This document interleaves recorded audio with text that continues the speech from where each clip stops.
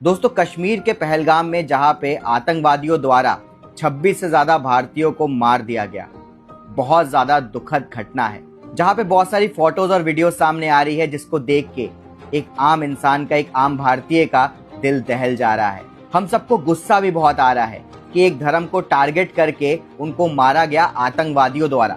और दोस्तों, इस समय पूरा भारत यही कह रहा है कि आतंकवादियों को और उनके पीछे जो भी है उनको मुंह तोड़ जवाब मिलना ही चाहिए। लेकिन इसके पीछे जो कॉन्स्पिरेसी है, जो मुझे लगती है, वो बहुत बड़ी है। क्योंकि दोस्तों, जो आतंकवादी आए थे उन्होंने अपने हेलमेट में कैमरा भी लगा रखा था और उन्होंने जानबूझकर धर्म पूछ पूछ के मारा। अगर दोस्तों मैं उनका मंसूबा समझ पा रहा हूं तो उनका मंसूबा है इंडिया को अनस्टेबल करना, इंडिया के लोगों के बीच आपस में नफरत फैलाना। इसका एक और रीजन हो सकता है डोनाल्ड ट्रंप के चाइना पे टैरिफ लगाने के बाद। हो सकता है चाइना और पाकिस्तान मिलके, दोनों ने मिलके ये खेल खेला हो ताकि इंडिया भी अनस्टेबल हो जाए।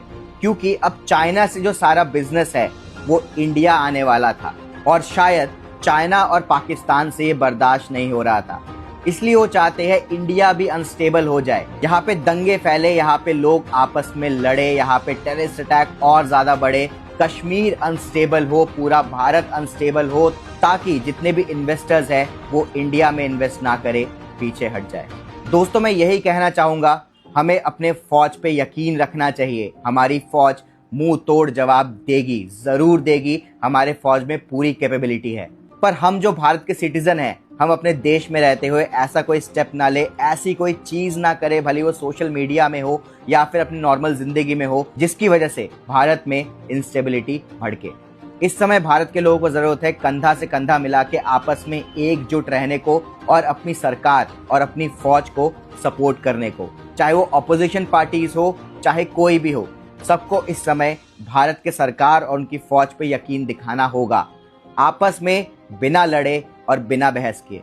क्योंकि दोस्तों, इस समय इंडिया के लोग अगर भाषा के आधार पे, धर्म के आधार पे, जाति के आधार पे लड़ने लग गए तो जिन्होंने भी ये अटैक किया है उनके मंसूबे पूरे हो जाएंगे।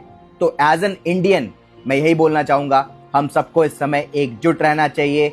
जितने भी लोग मरे हैं उनके परिवार के साथ खड़े होना चाहिए और अपने सरकार पे और अपने फौज पे ट्रस्ट करना चाहिए।